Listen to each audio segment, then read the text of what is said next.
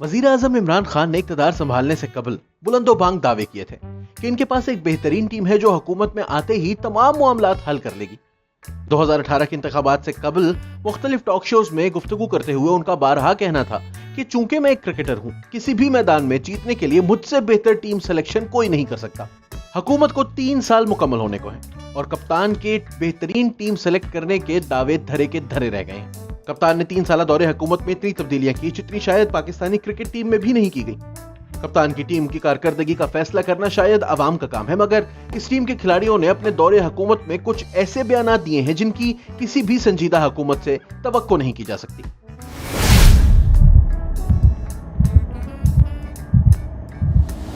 इमरान खान के वसीम अकरम प्लस और वजीर आला पंजाब उस्मान बुज़दार पहले तो खामोश रहे, मगर जैसे ही उन्होंने मीडिया से बात करना शुरू की तो आए बाएं शाएं करने लगे।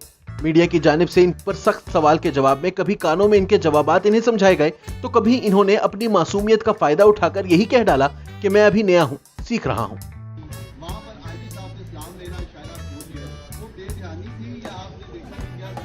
नहीं, असल में मैं थोड़ा सा ट्रेंड नहीं हूं ना, तो ये डिसिप्लिन फोर्स थोड़ा सा सीख रहा है ना आहिस्ता आहिस्ता। जबकि इनके साथी मुख्तलिफ देहातों में जाकर लोगों को बताते रहे कि ये लाहौर में शहबाज शरीफ लगे हुए हैं।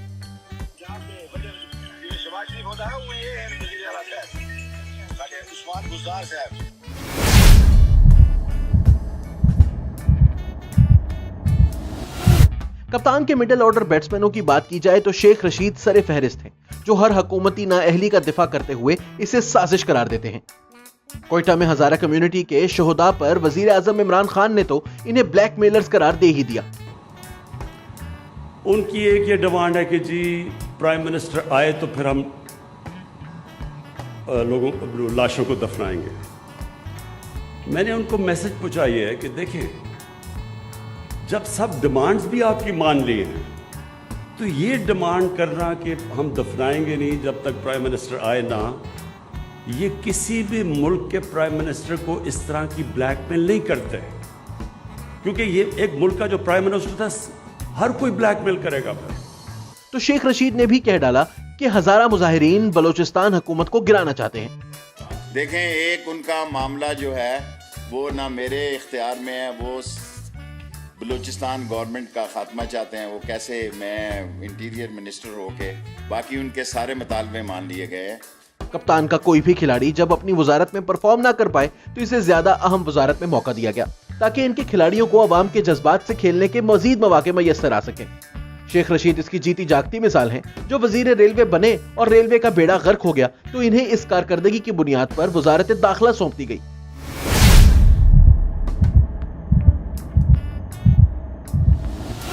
शेख रशीद के बाद वजीर रेलवे बनने वाले आजम सवाती ने रेलवे के हर मामले से बरी जिम्मा होते हुए कहा कि मुझे तो मालूम ही नहीं कि मुल्क में ट्रेनें कितनी चल रही हैं और ना ही ट्रेनें चलाना मेरा काम है।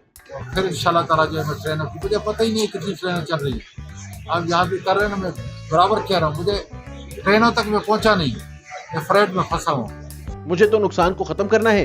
जबकि आज ही के इनके बयान के मुताबिक जब सहाफियों ने उनसे पूछा कि रोहड़ी में पेश आए ट्रेन हादसे के बाद क्या आप इस्तीफा देंगे, तो उन्होंने कहा कि अगर मेरा इस्तीफे देने से जांबाहक लोग वापस आ सकते हैं तो मैं इस्तीफा देने को तैयार हूँ। अगर मेरे इस्तीफा देने से ये सारी जानें जो हैं दोबारा आ जाएंगी तो मुझे जो है कतन कोई, मुझे इस्तीफा देने में क्या शर्म महसूस होता है। ये शर्म की बात नहीं कि मैं आपके साथ खड़ा हूँ आधी रात को।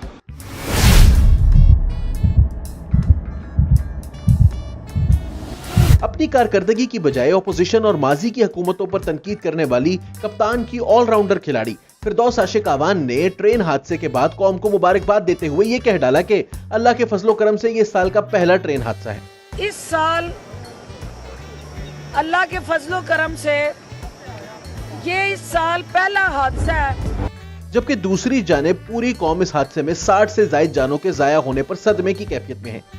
इससे कबल जब सितंबर 2019 में जलजला आया तो इस पर फिरदौस आशिक आवान ने कहा कि पाकिस्तान में जब कोई तब्दीली आती है तो नीचे बेताबी होती है। ये तब्दीली की निशानी है कि जमीन ने भी करवट ली है कि इसको भी इतनी जल्दी ये तब्दीली कबूल नहीं है।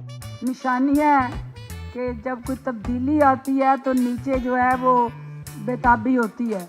तो ये तब्दीली की निशानी है कि ज़मीन ने भी करवट ली है कि उसको भी इतनी जल्दी ये तब्दीली कबूल नहीं है। फिरदौस आशिक अवान के इन बयानात पर हैरत नहीं और कप्तान की जानिब से इन बयानात पर कोई सवाल भी ना हुआ। अलबत्ता उम्मीद की जा रही है कि ओपोजिशन को ललकारने और हुकूमत को इसका क्रेडिट देने के बाद इनकी मजीद तरक्की पक्की है।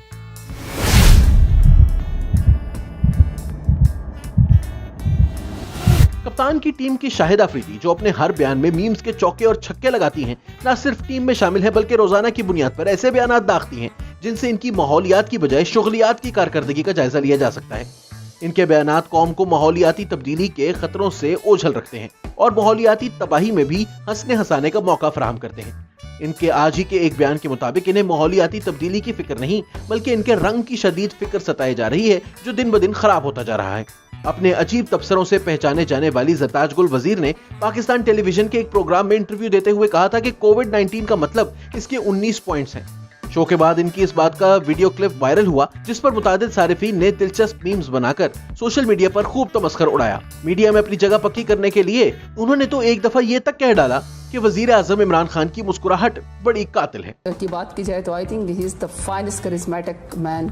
वो तो जब आते हैं बहरान के अंदर, जिस तरीके से उनकी किलर स्माइल है, जिस तरीके से वो चल के आते हैं, सारी दुनिया को पता है।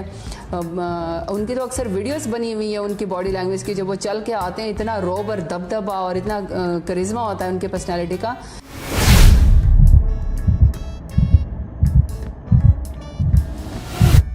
अली अमीन गंडापुर कप्तान की टीम के एक ऐसे खिलाड़ी हैं जिन्होंने अपने कम उम्र बेटे की गैर कानूनी गाड़ी चलाते हुए वीडियो वायरल होने पर यह तक कह डाला कि ये मेरी अपनी जमीन, मेरी अपनी गाड़ी और मेरा अपना बेटा है।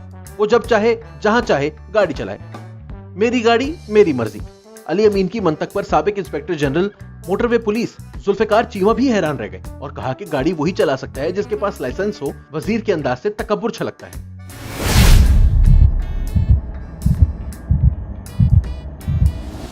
फैसल वावडा हुकूमत और खासकर कप्तान के सबसे चहीते वजीर हैं, जिन्हें उन्होंने तनाज़ात और शदीद तनकीद में घिरे रहने के बावजूद छतरी फराहम की।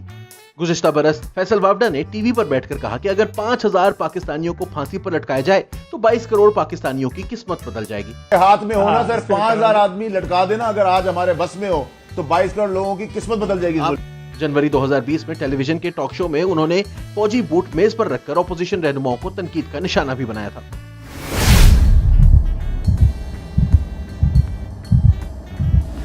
समा टीवी पर इंटरव्यू के दौरान जब पारस खुर्शीद ने खुद इमरान खान से पूछा कि लोग 17-18 हजार में महीना कैसे गुजारा करें, तो इमरान खान ने कहा कि इसका हल यही है कि मुल्क की दौलत बढ़ाएं। पूछा कि जब तक आप इसमें कामयाब नहीं हो जाते तब तक लोग क्या करें, खुदकुशियां करें? तो खान साहब बोले और क्या करेंगे? उसमें गुजारा नहीं होता सर, यहाँ पे 17-18 हजार में लोग कैसे गुजारा करेंगे? इसका हल क्या है? लेकिन पारस मैं आपको ये समझा रहा हूँ, इसका हल ये है कि अपने मुल्क की दौलत बढ़ाएं, वेल्थ क्रिएट करें। और जब तक नहीं होती लोग खुदकुशियां करें? क्या करें आप? मुझे ये बताएं ना। आप और से फिर से सुन लें। अब क्या करेंगे मुझे बताएं।